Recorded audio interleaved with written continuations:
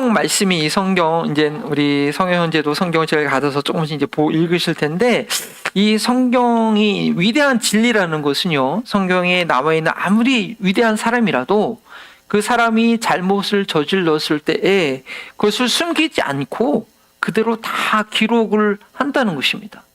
우리가 아브라함의 생애에 대해서 이미 봤죠. 아브라함 배울 때 아브라함이 뭐 우리의 믿음의 조상이라고 하지만 그 상 가운데 좌충우돌이 좀 많았습니다. 그래서 우리는 성경에서 우리 위대한 사람이라고 그 사람에 대해 기록된 게 모두 다 옳은 게 아니에요. 거기에는 하나님 보실 때 잘못한 것도 있죠. 다윗의 생애만 해도 다윗이 그 소년이었을 때 돌멩이로 골리앗을 무르치는 그런 위대한 놀라운 일이 있었지만, 그의 도망자의 삶 가운데는 아직 훈련받아야 될 그런 부족한 것이 많이 있었음을 저희는 배웠습니다. 그리고 10년간의 도망자 생활을 통해서, 훈련을 통해서 드디어 이제 지난주 본문은 유다의 왕으로 세워지는 그런 모습이 있었죠. 다 훈련돼서 유다의 왕으로 세워질 때 하나님께 묻고 듣고 순종하고 또 하나님 나라의 통치를 드러내는 그런 용서와 사랑으로 자란 모습이 다윗에게 있었습니다. 지난주까지는 정말 다윗의 우리 정말 이스라엘의 왕답다라는 그런 모습을 저희가 봤는데, 근데 오늘 말씀에 있어서는 또 그렇지도 않다라는 것이죠. 그렇게 정말 잘 시작했던 다윗이 오늘 본문에서는 세상 나라의 방법대로 했고, 또 그것을 성경은 숨김없이 기록하고 있습니다. 오늘 말씀에서 이 다윗이 무엇이 문제인지, 그 결과가 어떤 것이었는지는 나와 있지 않지만, 저희는 이미 여러분 성경을 읽어서 아시겠지만 이 사무엘 하에 기록된 다윗이 왕으로서의 전성기를 보낼 때와 그의 노년에 겪은 그런 모든, 왕이었음에도 불구하고 도망자 생활 이상으로 어려운 일을 겪게 되었는데, 그 갈등을 알고 있는데 그 원인이 뭐냐? 결국 그 이유가 오늘 말씀에 기록된 일들이, 다윗이 기록한 일들이 하나님의 말씀대로 행하지 않았기 때문이라는 것을 우리는 볼 수 있어야 됩니다. 지난주에는 다윗이 왕으로 세워지면서 하나님의 뜻대로 행하여 하나님 나라의 통치가 어떻게 이루어지는가를 봤다면, 이번 주 말씀은 다윗이 하나님의 말씀대로 행하지 않을 때에 지금 당장에는 문제가 없어 보이지만 그것이 나중에 어떻게 올무가 되는지를 보여줍니다. 그래서 오늘 설교의 핵심 주제는, 우리 이런 교훈을, 영적 교훈을 마음에 새기기 원하는데요, 함께 읽어보겠습니다. 하나님의 말씀을 따르지 않는 것은 갈등의 씨앗이 된다입니다. 3장 1절은요 사울의 집안과, 3장 1절 어떻게 시작하죠? 사울의 집안과 다윗의 집안이 전쟁이 오래 계속됐는데, 지금 사울이 죽은 이후로 어떻게 돼요? 그 사울의 군대 장관이었던 아브넬이 사울의 남아있던 아들 이스보셋을 데리고 11지파를 다스리죠. 마하나임에서.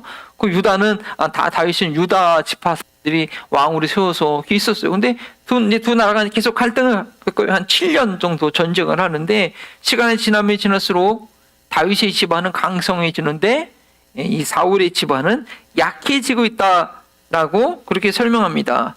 이것은 앞으로 진행될 사건이 무엇인지 개요를 설명하는 것이죠. 그리고 2절과 5절에 그 다음 그렇게 설명한 다음에 2절부터 5절 내용이 무슨 설명하느냐, 다윗이 집안이 어떻게 강성해지는가를 보여주는데, 많은 아내와 자녀들을 둔 것이 당시의 세속적인 통치 개념으로는 다윗의 왕권이 강해진 것을 보여줍니다. 그리고 오늘 저희가 중간에 읽지 않았지만 아브넬과 이스보셋의 갈등이 나타나요. 군대 장관 아브넬이 좀 사울의 첩을 취했다가 그 아들인 이스보셋이 좀 화를 냈거든요. 그랬더니 이 아브넬이 나한테 그러냐고 하면서 갈등을 일으키죠. 이것은 사울의 집안이 약해지고 그 통제력을 잃고 있는 모습을 보여줍니다. 그래서 결국에는 아브넬이 이 이스보셋을 배반하고 다윗과 언약을 맺는 내용이 오늘 뒷부분에 우리가 읽었던 그런 성경 말씀입니다. 다윗이 헤브론에서 많은 아내와 자녀를 둔 것이 다윗의 집안이 강해진 것처럼 보여지는 이유는 당시 왕정시대의 그 일반적인 이해 때문에 그렇습니다. 왕이 다스리는 나라는요, 왕조를 유지할 후손이 되게 중요합니다. 현대의 그 민주주의처럼 통치자가 선거로 선출되는 경우에는 공정한 선거가 중요하지만 어떻게 해요? 왕정 시대에는요, 왕의 권력 보장되어 있잖아요. 그러니까 왕에게 있어서는 내 후손, 내 다음으로 다스릴 자손만 있으면, 정통성이 있는 자손만 있으면 그 권력이 유지되는 거예요. 따라서 왕은요, 자녀를 많이 낳을수록 그 권력이 아주 안정적이게 됩니다. 옛날에는 어땠어요? 아이들이 더 많이 질병으로 죽었잖아요. 죽는 경우가 많았죠. 그리고 뭐 장남이 자연스럽게 왕위를 계승하긴 하는데, 또 이 뭐 조선 왕적 신뢰를 봐도 그렇지만 이 장남이 뭐 제대로 또 왕 역할을 못하거나 뭐 제대로 준비될 보장이 없기 때문에, 그래서 왕들은 어쨌든 자녀를 많이 낳아, 아들을 많이 낳아야지 자기 권력이 계속 유지될 수 있는 그런 방법이었다는 것이죠. 또한 아주 훌륭하고 우수한 그런 아들을 얻기 위해서 자기 정식 부인뿐 아니라 다양한 여러 여성을 통해서 어떻게 될지 모르니까 또 자녀를 낳는 경우가 많았습니다. 그게 이제 왕정시대 왕권을 유지하는 방법이에요. 뿐만 아니라 다른 나라들과의 그 평화를 유지하기 위해서 어떻게 해요? 혈연을 맺는 그런 결혼이라는 방법을 사용했습니다. 뭐 요즘에는 나토와처럼 공동 방어 체계를 갖거나 아니면 나라 간에 뭐 불가침 조약 같은 걸 이렇게 맺어서 어느 정도 또 긴장을 완화하거나 이 전쟁의 위협이 없는 상태를 만들지만요, 당시 왕정 시대에는요, 이렇게 다른 나라의 공주를 데려와 가지고 혈연 관계를 맺음으로써 평화의 시대를 유지했던 것이 그 당시의 보통 방법이었습니다. 따라서 이러한 시대적 배경으로 볼 때 다윗이 헤브론에서 유다 지파로부터 왕으로 세워진 이후에 많은 여인들로부터 많은 아들을 얻었다는 것, 이것은 1절 다윗의 집안은 점점 강해졌다는 것의 부연 설명으로 이해가 되는 거예요. 특별히 3절은 어떻게 해요? 이 셋째 아들 압살롬이 누구였느냐? 그술왕 달메의 딸 마아가에서 태어났다는 설명이 그렇습니다. 그술은 원래 다윗이 도망자 시절 때 시글락에 있을 때 공격하던 대족이었거든요. 근데 이제 자기 본인이 왕이 됐으니까 그렇게 좀 강력한 왕국이었나 보죠. 그래서 그 딸을 데려와서 결혼함으로써 아까 말씀드렸듯이 좀 안정적인 그런 시스템 체계를 가진 것이죠. 그러나 하나님께서 세우신 왕정 제도는 당시 이러한 풍조와는 좀 달랐다는 것을 저희는 알아야 됩니다. 원래 이스라엘은 왕이 다스리는 그런 나라가 아니었어요. 12개 지파, 12개 야곱의 12아들로 구성된 12개 지파 각자 흩어져서 각자 주어진 땅에서 레위 지파들이 있어서 레위 사람들이 써가지고 하나님의 말씀을 가르치고 그들이 하나님의 말씀대로 잘 살면 그 어느 나라 못지않게 부강하고 풍성한 그런 나라였습니다. 또 그러한 것을 온 열방 가운데 증거할 사명이 있는 그런 나라였죠. 그러다가 어떻게 해요? 이들이 하나님의 말씀 듣지 않으면 이방 나라를 방망이로 삼아가지고 그들한테 막 혼났잖아요. 그러면 이방에서 강력한 왕이 있는 막 이방에 와가지고 막 이스라엘을 막 힘들게 한단 말이에요. 그럼 하나님도 그들이 막 하나님께 부르주시면 또 힘센 사사를 일으켜서가지고 이게 이방에서 건져주고 그런 역사가 있었죠. 근데 이스라엘 사람들이 이거 보니까 이방에는 왕이 있어가지고 자기를 공격한단 말이에요. 그러니까 나중에 이스라엘 사람들이 왕을 세워달라고 할 가능성이 있으면 하나님이 충분히 아시고, 또 신명기에 니네들이 만약 이스라엘이 왕을 원할 경우에는 왕은 이렇게 해야 된다라고 신명기 17장에 그 내용이 있습니다. 그래서 그 내용의 핵심 내용은 뭐냐면 왕은 하나님만 의지해야 된다 그러는 걸 얘기해요. 그러면서 많은 군마를 두면 안 되고 자기를 위해서 많은 근음을 모으면 안 되고 또 마음을 미혹하게 하는 많은 아내를 두면 안 된다고, 너희들이 많이 왕을 세우면은 왕은 이 지침을 지켜야 된다라고 분명히 얘기해 주신 게 있어요. 그리고 항상 율법책을 가까이 하면서 그 말씀을 지켜야 된다고 그렇게 하셨죠. 그러니까 다윗의 전생애를 보면 다른 것들은 대체로 잘 지켰어요. 근데 오늘 말씀을 보면 아내를 많이 두지 말라는 그 말씀을 좀 간과했던 것 같아요. 근데 다윗이 처음부터 그랬던 것은 아니었을 거예요. 피치 못할 사정이 있었던 그의 생애이지만 그러나 그것이 또 핑계가 되지는 못하죠. 다윗을 무척 사랑했던 조강지처 미갈을 다윗이 싫어서 떠난 게 아니었잖아요. 미갈이 다윗의 목숨을 이제 살려주기 위해서 궁으로부터 도피시켰던 것이고, 그리고 그 이후에 사울 왕이 처음에는 자기 딸 미갈을 다윗에게 결혼시켰다가 이제 그 관계를 완전히 단절시키기 위해서 어떻게 해요? 다윗의 아내였던 미갈을 다른 남자에게 보내잖아요. 다윗이 강제 이혼 당한 거예요. 그러니까 광야 생활 중에서 이스라엘 여인 이 아히노임과 결혼한 것은 뭐 크게 문제될 것이 없습니다. 또 광야 생활이 힘든데 또 배우자가 필요하니까 그 결혼한 거죠. 그리고 그 두 번째 아비가일 같은 경우는 어떤 경우예요? 저희가 이미 배웠지만 이거는 자기를 도와줬던 그 아비가일 그리고 홀로 과부가 됐잖아요. 예. 그러니까 그 과부를 거둬준 상황이거든요. 그 당시에 이 과부는 홀로 생존할 수 없기 때문에 돕는 일과 같았어요. 예. 그래서 오늘 본문에 기록된 것 같이 이 다윗이 도피 생활 중에는요, 이 두 아내들 사이에는 자녀를 낳지 않았거든요. 그래서 볼 때는 이 다윗이 어느 정도 순수한 마음을 가지고 이 두 여인을 취한 정황을 우리가 생각하게 됩니다. 그러나 다윗이 헤브론에서 유다 지파의 통치자로 세워진 후로는 좀 상황이 달라져요.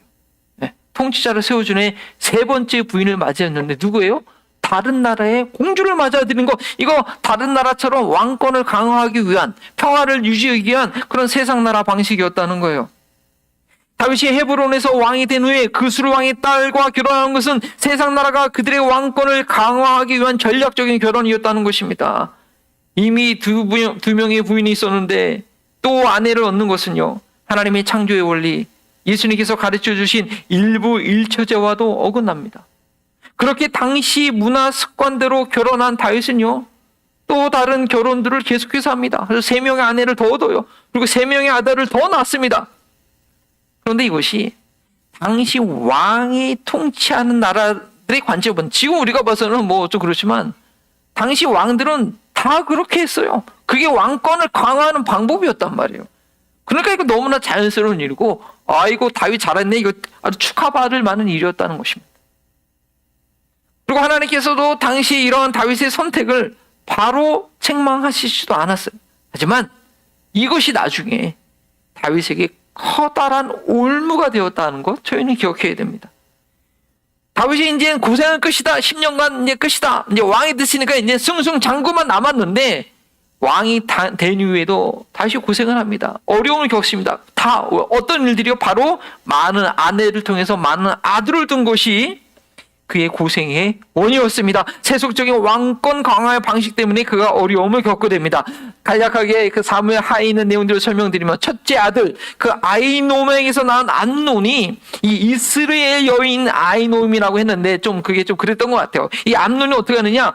셋째 부인에게서 낳은 딸 다말을 겁탈을 합니다. 자기 여동생 배다른 여성을 겁탈을 해버려요. 그러니까 그 다말의 오빠였던, 그러니까 마아가의 아들이죠, 이 압살롬이 열받아가지고 이 왕자를, 암논을 살해하는 복수극이 일어납니다. 이론에서 압살롬 정말 잘생기고 뛰어난 아들이었는데, 이 압살롬이 외할아버지의 나라 그슬로 도망갔다가 나중에 다시 이스라엘에 돌아온 다음에 어떻게 해요?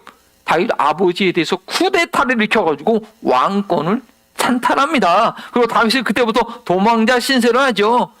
그리고 다시 다윗이 복귀하는 가정 가운데 압살롬은 결국 죽게 됩니다. 아버지와 아들하고 전쟁하다가 아들이 죽게 된 거예요. 그리고 다윗의 말년에 왕의 후계자를 세우는 과정이 있어서 다윗의 첫째 아들 암논이 죽었죠. 셋째 아들 압살롬도 죽었잖아요. 그러니까 넷째 아들, 둘째 형이 아직 살아있는데 넷째 아들 아도나이가 스스로 왕에 등극하려는 그런 시도를 합니다. 네. 이 둘째 아들 길리압은 누구의 아들이에요? 아비가일의 아들이었잖아요. 아비가일이 참 현숙하고 지혜로운 여인인 것 같아요. 아들이 교육을 잘 시켰어요. 둘째 아들은 문제될 게 없었어. 근데 넷째 아들 그렇게 왕으로 혼자 아버지 다윗이 얘기도 안 하는데 자기가 혼자 왕으로 하려다가 이제 쫓겨나죠. 나중에 결국에는 솔로몬이 왕이 되었을 때 이 아도나이도 죽게 됩니다. 조선 실록에 기록된 그 어떤 왕자들의 남보다 험난한 사건들이 다윗의 통치 기간 동안과 말년에 있게 됩니다.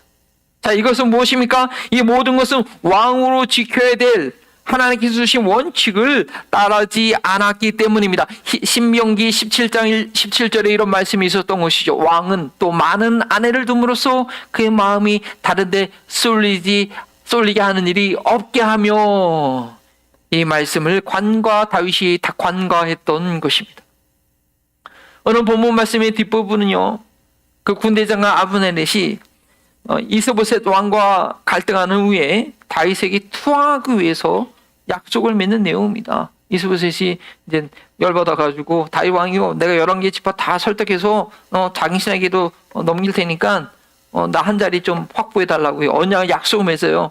예. 다윗으로서는 이거 조류의 교회죠. 다윗은 뭐 큰 땅 유다 지파지만 11개 지파한테는 아무 영향력을 끼치지 못했거든요. 그런데 이 아브넬이 다 데려온다고 하니까 야, 저런 찬스죠. 근데 이 다윗이 아주 기가 막힌 전략가입니다. 정치적 이 판단이 정확했는데, 그냥 만나지 않고 그냥 오케이, 내가 네 한 자리 마련해 줄게. 근데 조건이 있다. 너 올 때 사울의 딸 미갈, 아내라고 얘기 안 해요.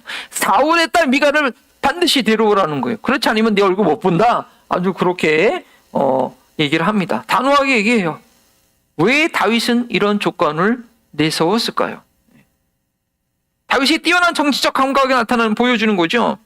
그리고 그 후에 다윗은 어떻게 하냐면 이것을 공식적으로 요청합니다. 이스보셋에게. 어떻게 얘기해요? 그때는요, 나의 아내 미갈을 내게 들려달라. 이 미갈은 내가 블레셋 사람 푸피 100개를 통해서 내가 그 지창감을 주고 산 나의 아내다. 아주 정정한 당당한 권리를 있는 듯이 그렇게 이스보셋에게 얘기를 해요. 그럼 뭐예요? 정말 아브넬이 11개 지파에 대해 영향력이 있는지 한번 확인해 보는 거죠. 근데 결국은 나중에 보면 이스보셋은 원치 않더라도 이 아브넬의 영향 때문에 거부할 수가 없었어요. 왜냐면 왕도 자기 고모를 다시 다윗에게 준다? 이거 자기한테 불리한 거거든요. 근데 아브넬이 딱 그렇게 뒤에서 힘써가지고 결국 나중에 본문에 보니까 그 아브넬이 그 미갈을 올 수 있도록 그렇게 하고 있거든요. 그러니까 아브넬의 영향력이 아직 그 11개 지파 가운데 있다는 것을 다윗이 확인할 수가 있었죠. 근데 중요한 것은요, 다윗이 왜 미갈을 다시 찾았느냐, 이 문제예요.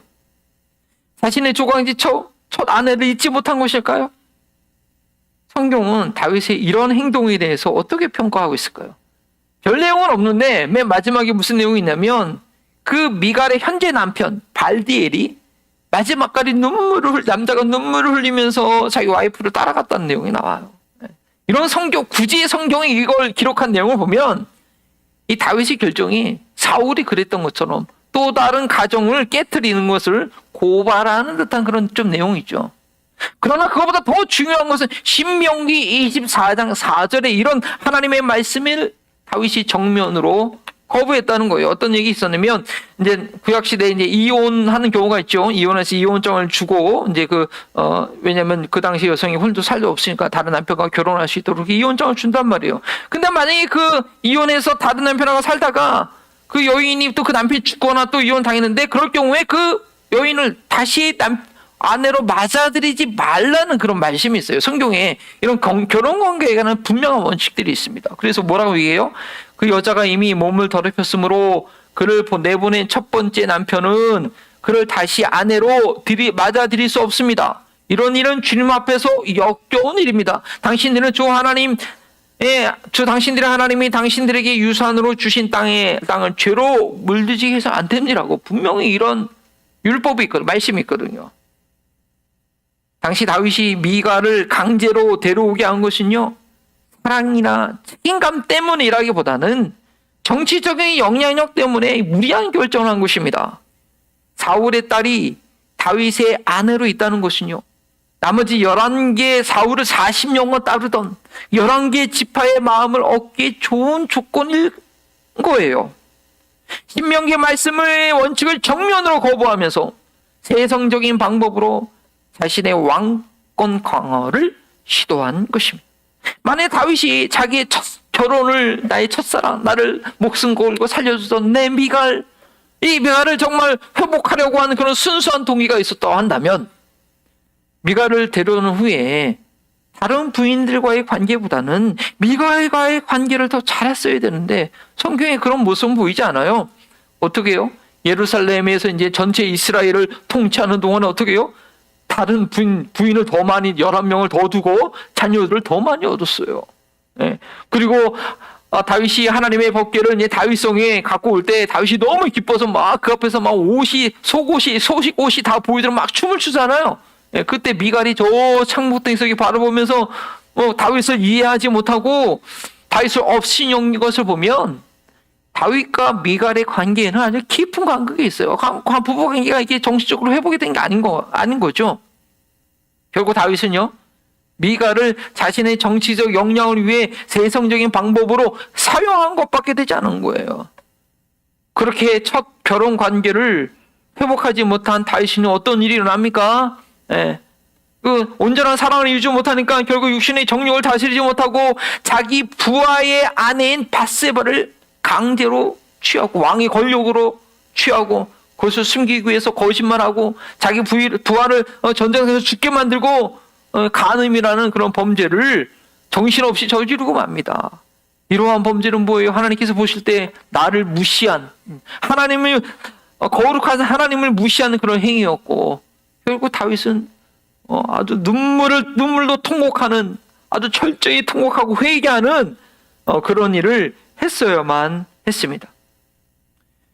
우리가 앞으로 배울 내용에서 확인하시겠지만 다윗이요, 이스라엘의 왕으로 통치하는 기간 동안 정말 법궤를 다시 모시고 성전 건축을 준비하고 이스라엘 왕들을 최대로 확장하고, 지금 이스라엘이 계속 옆에서 갈등하고 있는데 다윗은 그 민족들 다 복종시키고 영토를 엄청 지금 이스라엘 힘 못 찾을 정도로 아주 최고의 영토 확정을 했고, 모든 이방 민족들을 복종케 하고 이스라엘 나라의 최고의 영광을 누리게 했지만, 가정 생활에 있어서 하나님의 말씀대로 행하지 못할 때에 그것이 왕으로 지내는 동안 가장 괴로운 가시가 되었다라는 것입니다. 그리고 그의 생의 마지막까지 어려움을 주는 일이 되고 말았습니다. 우리가 지난주에는 다윗이 광야에서의 10년의 훈련을 통해서 하나님 나라의 통치에 쓰임받는 일꾼으로 세워지는 그런 바람직한 모습을 보았다고 한다면, 오늘은 여전히 훈련받아야 될 그런 다윗의 모습을 발견합니다. 그런데 그 문제가 어렵고 심각한 것은 다윗의 잘못된 선택의 결과가 당장에 나타나지 않고 그의 평생의 삶 동안 결정적인 순간에, 정말 필요한 순간에 쓴뿌리로 작동하고 또 그의 생의 마지막까지 부정적인 영향을 줬다는 거예요. 당시 다윗이 왕권 강화를 위해 많은 아내를 둔 것은 이제 왕으로 세워진 후에 다윗이 별 고민 없이 그냥 다른 나라에서 하는 대로 따라했을 가능성이 많습니다. 다윗이 젊은 시대 너무 피난 다니냐고 말씀을 잘 공부하지 않았던지, 아니면 다른 말씀들은 잘 지킨 것을 볼 때 이 첫 결혼의 아픔 때문에 그 부분에 있어서는 잘 못했던 것 같기도 해요. 그러나 중요한 것은 주변에 있는 모든 나라들이 했기 때문에 그냥 따라했을 가능성이 있는 것이죠. 이것이 주변의 환경, 문화의 영향력입니다. 모든 사람들이 그렇게 하면 저희도 문제없이 그냥 그렇게 따라하게 되기가 쉽죠. 한국에서는 그냥 이렇게 운전해도, 한국에서 이렇게 살아서 괜찮은데도 한국과 미국의 문화 다르니까 미국에서는 이게 안 되는 것들이 있어요. 한국에서는 그렇게 하면 되게 아닌데, 미국에서는 사람들 다 그렇게 하니까 내가 그렇게 살아도 저는 문제가 안 되는 것들이 있다. 이게 문화의 위험성이라는, 능력이라는. 그래서 예수님께서는 내가 너에게 가르쳐준 말씀을 가르쳐 지키게 하라. 모르는 사람들이 이렇게 가르쳐 지킬 때 사실은 그 하나님의 통치가 이제 그렇게 이루어지는 거거든요. 모든 사람이 그렇게 하면 저희도 문제의식 없이 그냥 그렇게 따라하기가 쉽습니다. 당장의 문제도 생기지 않고 그것이 현실에 적응하기로 쉽기 때문이죠. 그런데 이러한 것들이 우리의 삶 가운데 영적인 암세포처럼 자리 잡고 있다가 나중에는 점점 이 돌연변이가 자라나서 하나님과의 관계를 단절시키고 사망에 이르게 할 수 있습니다. 우리의 삶 가운데 지금 당장은 문제가 될 것이 없지만 하나님의 말씀의 원칙에 어긋나는 것들은 우리 가운데 없습니까? 아니면 지금 삶 가운데 결정적인 순간에 넘어지고 반복되는 갈등이 생기는 것은 어쩌면 내가 하나님의 말씀의 기준 가운데 행하지 않기 때문은 아닌 건가요? 근데 문제는 그것을 우리가 제대로 보지 못한다는 것입니다. 드러나지도 않고 다른 사람들도 다 그렇게 하니까 드러나잖아요.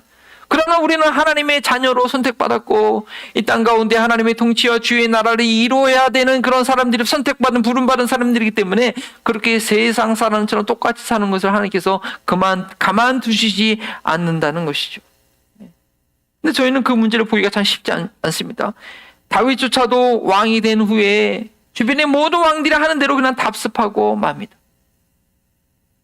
로마서 12장 1절에 우리의 몸을 하나님께 드리는 합당한 예배에 대해서 가르쳐주는 그런 성경 말씀이 있습니다. 형제 자매 여러분, 그러므로 나는 하나님의 자비하심을 힘입어 여러분에게 권합니다. 여러분의 몸을 하나님이 기뻐하실 거룩한 산제사로 드리십시오. 이것이 여러분이 드릴 합당한 예배입니다. 우리의 몸을 하나님이 기뻐하는 산제사로 드리라고 합니다.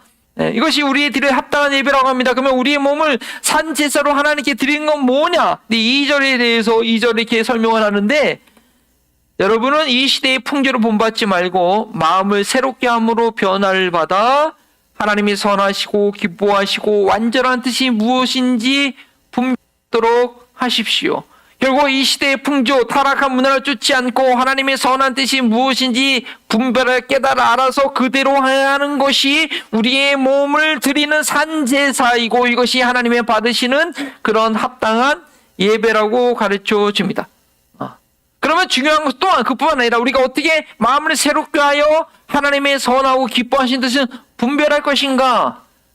그래서 다시 1절로 넘어가서 그것은요, 우리의 몸을 이렇게 예배당에 나와서 예배 드릴 때 성령의 감동으로 하나님의 뜻을 또한 깨달아 알게 됩니다. 그래서 예배가 참 중요합니다. 말씀을 통하여서 찬양할 때, 기도할 때 내 생각이나 내 삶의 습관이나 내 말이 하나님의 말씀의 원칙이 어긋나는 것들이 있다면, 그것이 깨달아진다면 돌이켜야 하는 것입니다. 그 과정이 계속해서 우리 가운데 있어야 됩니다. 주일 예배 드릴 때 하나님께서 우리의 영과 혼을 새롭게 해주십니다. 세상 살이하는 동안에 죄의 때가 낀 것을 벗겨주심으로 영의 눈을 열어서 주님의 뜻을 제대로 보게 해주십니다. 예수님께서 혹여나 나도 모르게 세상에서 들려오는 소식대로 세상 사람들이 땅에 소망을 두고 살아가는 방법대로 예수님께서 가르쳐주신 제자의 길을 걷는 것이 아니라 남들이 하는 대로 하는 것이 없었는지 우리는 돌아봐야겠습니다. 다윗이 그렇게 왕권을 강화했는지 모르겠지만 그것은 자신도 모르게 깊은 수렁으로 빠져가는 길이 되었던 것입니다. 요즘 날씨가 더워서 제가 한동안 파티오, 그 화분을 뒀던 파티오에 나가지 않았다가 오랜만에 나갔더니 그 난간에 거미줄들이 듬성듬성 생겼더라고요. 사람들의 손길이 닿지 않고 인기척이 없으니까 거미들이 지세상이다 하고 거기 있는 것 잡아먹혀서 거미줄을 쳐놨어요. 주일 예배를 드리고 말씀을 듣고 주님 안에서 교제를 나누는 것은 나도 모르는 사이에 내 영혼 안에 생겨난 죄악의 거미줄을 제거하는 것입니다. 매 주일마다 매일마다 주님과의 교제를 통해서 주님의 손길이 우리의 영혼에 닿아야 됩니다. 그래야지 죄악의 거미줄이 제거가 됩니다. 내 삶을 오가면은 죄악의 거미줄이 생기지 않게 됩니다. 지금은 별 문제 없는 것 같지만 진리의 길에서 벗어난 것은 반드시 인생 가운데 위기를 겪게 합니다. 울고 통곡할 만한 그런 실수를 저지르게 합니다. 그나마 하나님의 사랑을 입은 자들은 하나님께서 우리 인생을 포기하지 않고 넓은 길, 멸망의 길로 인생을 마감한 것이 되지 않도록 징계의 손길로 우리와 함께 하시는 것을 우리는 감사할 수 있어야 됩니다. 그러나 우리가 이 짧은 땅에서의 삶을 살면서 맨날 혼나면서 살 수는 없잖아요. 하나님의 마음을 더 이상 아프게 하지 않고 하나님을 기쁘시게 해드리는 하나님의 자녀의 삶을 살 수 있도록 우리는 매 순간 하나님의 뜻이 무엇인가, 하나님의 원칙이 무엇인가를 깨닫고 알고 그것을 지키기에 힘써야 되는 것입니다. 그래서 이 땅에서 짧은 삶이 정말 영원한 나라에 영원한 상급을 쌓는 그런 삶이 되어지지 않겠습니까? 오늘 본문에 다윗의 집안이 점점 강해져 가는 것에 대해서 다른 평가는 나오지 않았지만, 왕이 된 이후에 다윗이 가장 힘들었던 순간들은 세상 나라들이 하는 방식으로 왕권을 세워갔기 때문이라는 것을 저희는 볼 수 있어야 됩니다. 지금 우리의 삶 가운데 지금은 평안하고 지금은 잘 돼가고 있지만 오늘날 갈등의 씨앗을 심고 있는 것은 없는지 예배 드릴 때마다 우리의 마음을 새롭게 함으로 하나님의 뜻을 분별하여 알 수 있어야 됩니다. 혹은 지금은 어려운 것 같지만 그것이 그 갈등의 요소들을 제거하고 있는 과정이라는 것을 또한 우리는 알고 이러한 어려움들을 또한 감사할 수 있어야겠습니다. 기도하십니다. 주님 감사합니다. 우리 다윗을 기름 부으시고 세우셔서 하나님의 통치를 이루셨던 주님, 또한 우리를 이 세대 가운데 예수님의 제자를 부르셔서 의의 길, 생명의 길, 좁은 길을 갈 수 있도록 복을 주시니 감사합니다. 하나님, 그 믿음의 여정을 가는 기간에 조금이라도 방심하지 않게 하시고 조금이라도 세상 죄악의 거미줄이 우리의 영혼 가운데 쌓여지지 않도록 늘 예와 말씀을 통하여 우리 심령을 주님의 길을 볼 수 있도록 주님 새롭게 하여 주시옵소서. 이번 한 주간 살아갈 때도 진리의 성령님 친히 우리 하나 함께하여 주셔서 내가 낙심할 때 위로하게 하시고 내가 세상의 선택을 하고자 할 때 우리 정신을 차리게 하시는 그래 주의 음성이 주님의 강권적인 붙드심이 우리 삶 가운데 나타나게 하여 주옵소서. 감사하며 예수님의 이름으로 기도합니다. 아멘.